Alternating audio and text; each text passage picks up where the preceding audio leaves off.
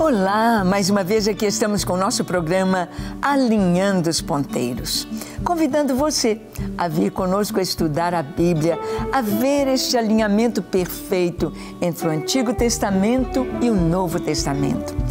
Vir conosco vendo a história da salvação nos livros do Antigo Testamento, como ali já nos traz o protótipo, tipos de Jesus, como já nos traz a história mesmo da salvação, o plano de Deus para salvar a humanidade dentro de cada livro do Antigo Testamento. E no programa de hoje conversaremos sobre a história da salvação no livro de Juízes. Uau! Esse livro com tantas falhas, esse livro com tantos pecados expostos, esse livro em que muitos dos seus juízes, grandes homens em Israel, tiveram falhas e problemas tão graves. Vamos ver a história da salvação no livro de Juízes? Deixe o seu coração aberto, pronto para ouvir a voz de Deus. O programa Alinhando os Ponteiros já começou.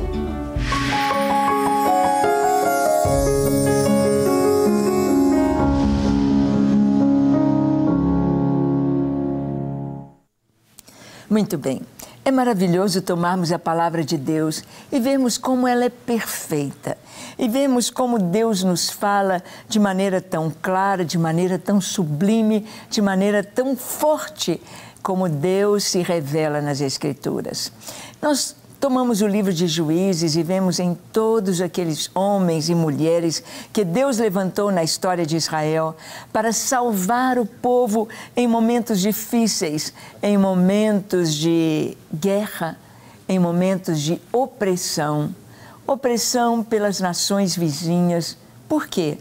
Porque o povo tinha se distanciado de Deus. Porque o povo tinha deixado Deus de lado e estava buscando outros deuses. Então, agora na conquista da terra, assim que termina o livro de Josué, assim que acontece a morte de Josué, é necessário que a conquista da terra continue. Josué conquistou, vamos dizer assim, a grosso modo, toda a nação, mas havia ainda alguns pontos a serem conquistados. Havia ainda inimigos, pequenas aldeias, pequenas cidades, onde o inimigo ainda dominava. E nós vamos ver que Deus fala com as tribos que eles devem continuar essa conquista. E o livro de Juízes vai começar mostrando Judá indo à frente das tribos para conquistar a terra. E vamos ver que relação há entre Judá e a história da salvação. Vamos ver?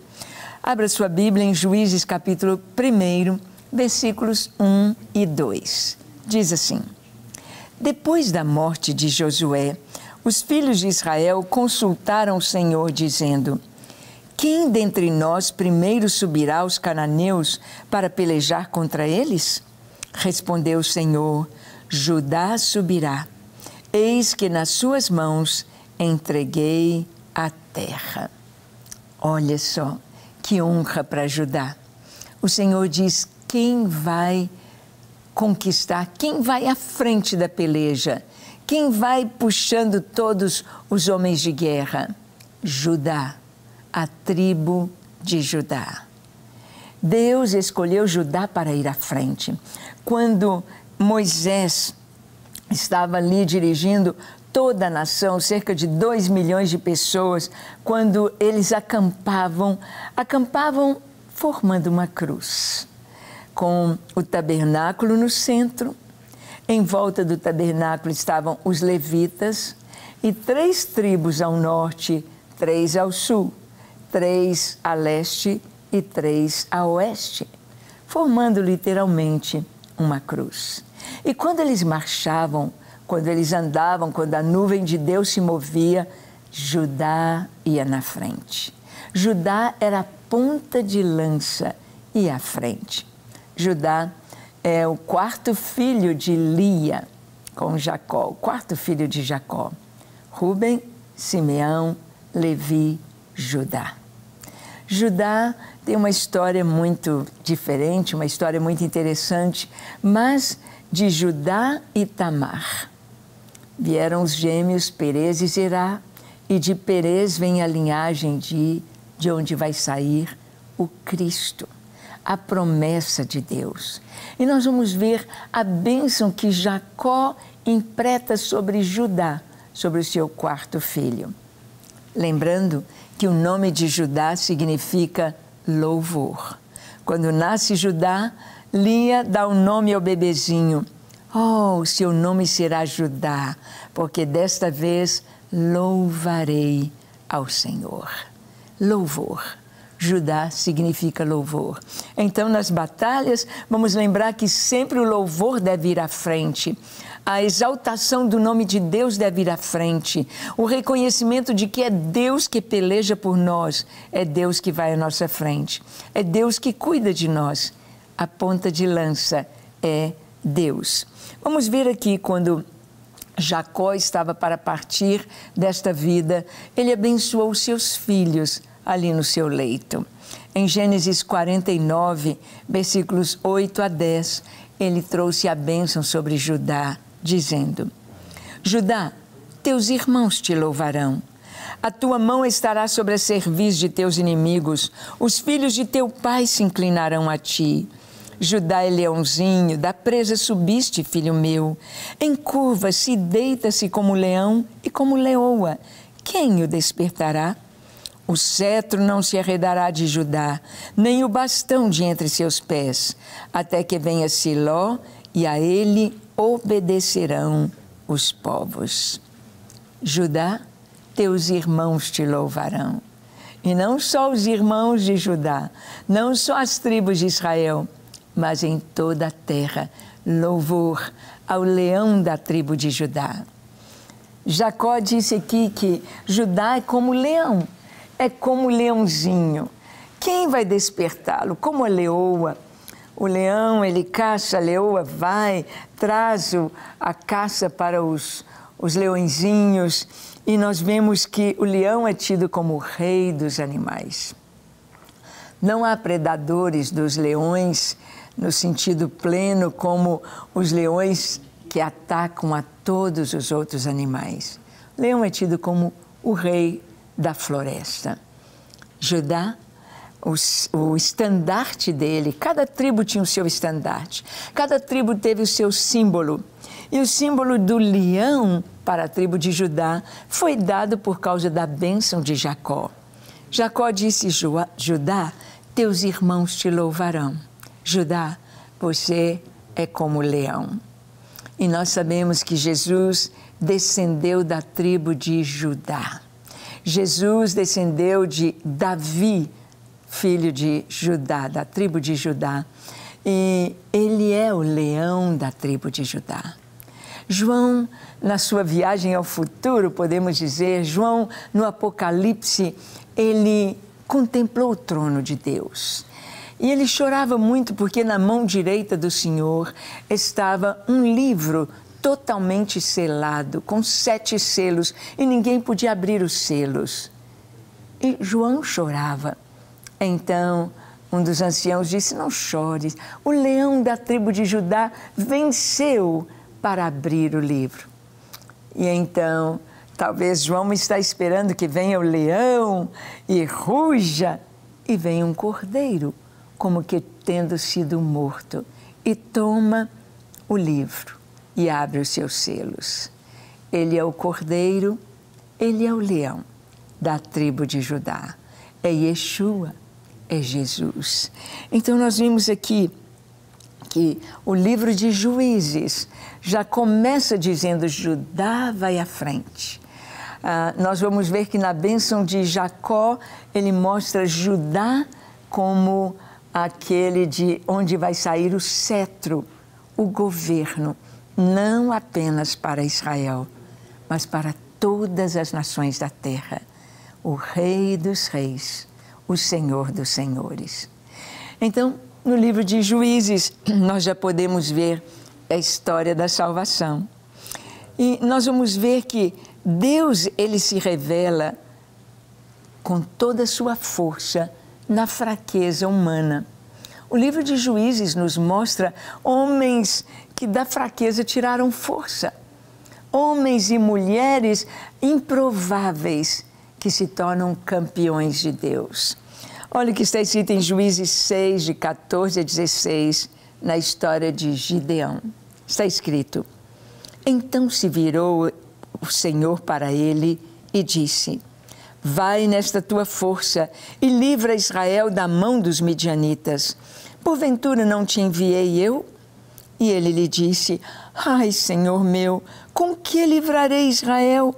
Eis que a minha família é a mais pobre em Manassés, e eu, o menor na casa de meu pai.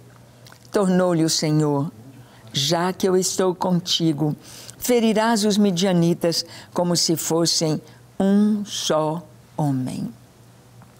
Deus chama um homem que está malhando trigo no lagar. Para nós, às vezes, é um pouquinho difícil imaginar isto, porque aqui no Brasil não temos esta forma e hoje tudo é industrializado, são as máquinas que tiram o trigo, a sua palha e etc. Mas nos tempos bíblicos, nessa época aqui dos juízes, e durante muito tempo antes da era industrial, havia a eira, um quintal aberto onde pudesse bater o vento. E então ali eles colocavam aqueles molhos de trigo e malhavam o trigo ali. E com pedras e depois com a pá eles separavam o trigo da palha. Malhar o trigo no lagar precisava do vento, precisava de espaço. E ali estava Gideão num lugar pequeno onde se pisam as uvas para fazer o vinho e o suco de uva. Um lugar pequeno para malhar o trigo. Mostrava que ele estava com medo de alguma coisa, ele estava escondendo algo, ele estava com medo dos ladrões, dos midianitas que estavam assolando o povo naquela época. Mas Deus olha para Gideão e o chama de homem valente. Diz: olha, homem valente, Deus vai usar você para livrar Israel. Ele disse: como? Eu sou o menor na casa do meu pai, a minha tribo é das mais pobres, como eu posso livrar a nação? E Deus disse: olha, se eu estou com você, a vitória é certa. Deus é especialista em tirar força da fraqueza. Ele disse para o apóstolo Paulo que o seu poder se aperfeiçoa na fraqueza. Deus tem muito humor e Ele mostra aos grandes, aos fortes, como ao Golias, ao gigante, ao campeão dos filisteus. Ele mostrou que um adolescente, com uma funda e uma pedra, podia matar o campeão dos filisteus. Podia derrotar e matar aquele que ria de todo o exército do Senhor. Da fraqueza, o Senhor tira a força. E Ele usa Gideão. Ele usa Gideão, dá uma estratégia para Gideão, que vence com apenas 300 guerreiros. Ele vence um exército de 120.000 homens de guerra. Ele vence os exércitos mercenários dos midianitas e dos povos do Oriente. Mas nós vamos ver esta fraqueza aparente no Messias, em Jesus, Yeshua de Nazaré. Olha o que está escrito em 1 Coríntios, capítulo 1, versículos 23 a 25. Nós lemos assim. Paulo diz: mas nós pregamos a Cristo crucificado, escândalo para os judeus, loucura para os gentios, mas para os que foram chamados, tanto judeus como gregos, pregamos a Cristo, poder de Deus e sabedoria de Deus, porque a loucura de Deus é mais sábia do que os homens, e a fraqueza de Deus é mais forte do que os homens. Paulo diz: nós pregamos Cristo crucificado. Nós pregamos Cristo ali na cruz. Na cruz não se podia fazer nada. Suas mãos estão pregadas com pregos. Suas mãos estão pregadas com cravos. Seus pés estão fixos com cravos também. ele não pode descer da cruz. Ele está ali fraco, definhando e entrega a sua vida ali na cruz. Mas é através da cruz que Jesus vence o pecado, Jesus vence Satanás, Jesus vence a morte. Ele é a primícia dos que dormem, dos que morrem. Ele é o primeiro a ressuscitar e ele ressuscita pelo seu próprio poder. Pelo seu próprio poder, o poder do Espírito Santo, o Espírito de vida em Cristo, o ressuscita dentre os mortos. Aparentemente o Senhor está fraco.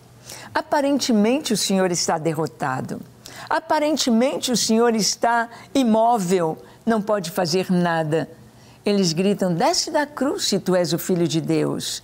Desce, salva você e a nós também. Mostra que tu és o Filho de Deus, mostra o seu poder, desce da cruz.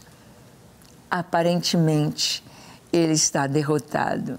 Só aparentemente, porque ali na cruz e através do seu sangue, através da cruz, Jesus vence todos os inimigos do ser humano. Jesus vence a todos ali na cruz. A mensagem da cruz é a mensagem de vitória, é a mensagem de poder, é a mensagem da força. E nós clamamos pelo sangue de Jesus, o inimigo bate em retirada, porque este sangue nos garante vitória. Aleluia!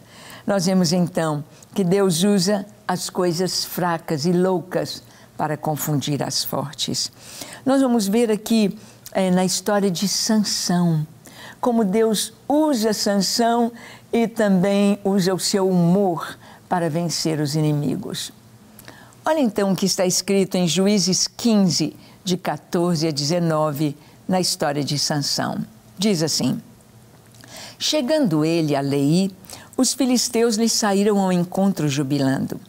Porém, o Espírito do Senhor de tal maneira se apossou dele, que as cordas que tinha nos braços se tornaram como fios de linho queimados, e as suas amarraduras se desfizeram de suas mãos. Achou uma queixada de jumento ainda fresca à mão, e tomou-a, e feriu com ela 1000 homens. E disse, uma queixada de jumento, um montão, outro montão. Com uma queixada de jumento, feri 1000 homens. Tendo ele acabado de falar, lançou da sua mão a queixada. Chamou-se aquele lugar Ramat-Leí. Sentindo grande sede, clamou ao Senhor e disse, por intermédio do teu servo deste esta grande salvação. Morrerei eu agora de sede e cairei nas mãos destes incircuncisos?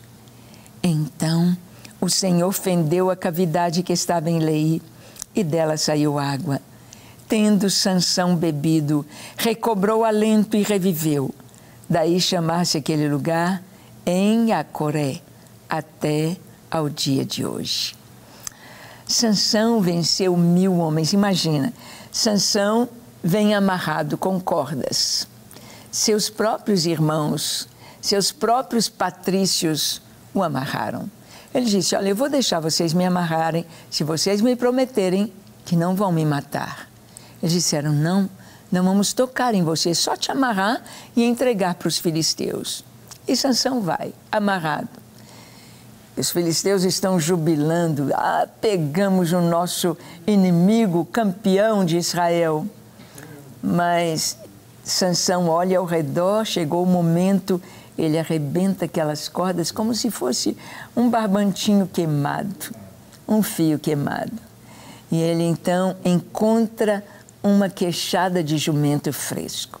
O osso da mandíbula do ser humano e dos animais, dos mamíferos, né?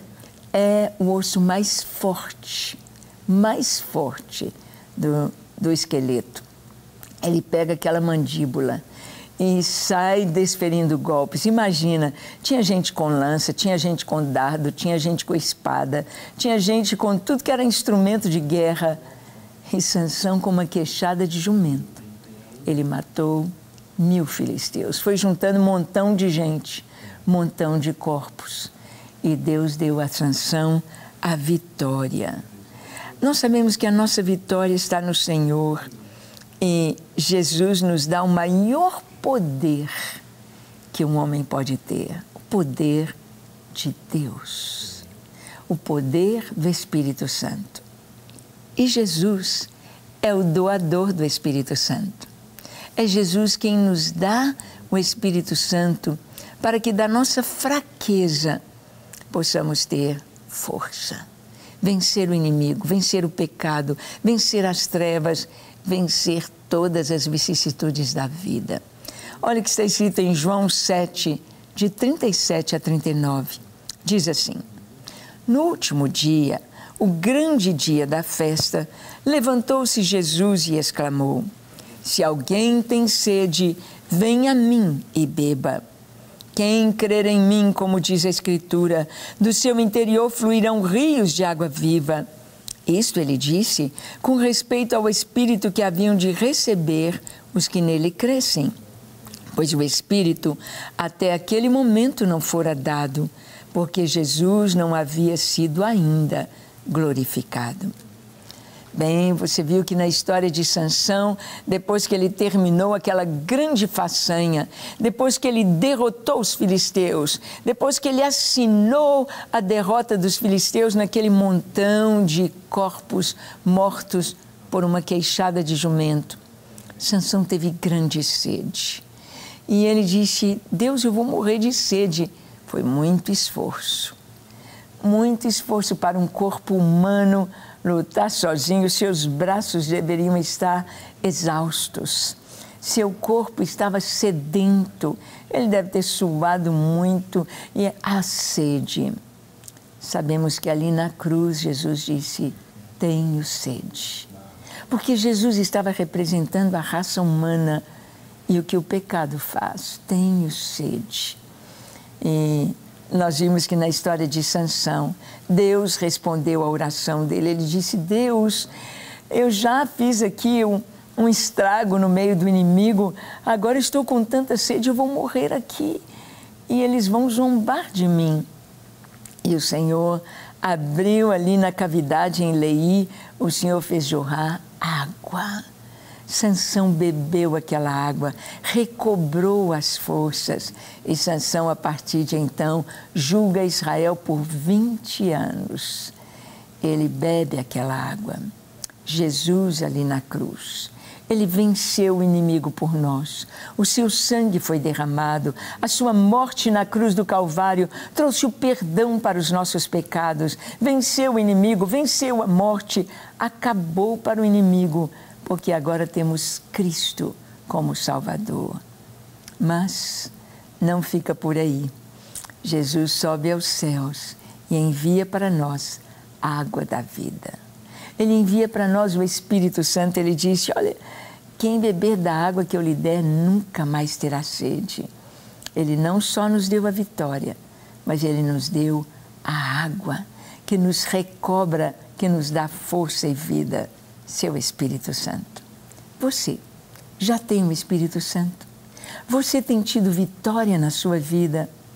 Você, na sua fraqueza, tem experimentado a força e o poder de Deus? Vamos orar? Feche seus olhos, curve a sua fronte. Se for possível, se ajoelhe aí onde você está e ore comigo dizendo: Senhor, eis-me aqui em Tua presença.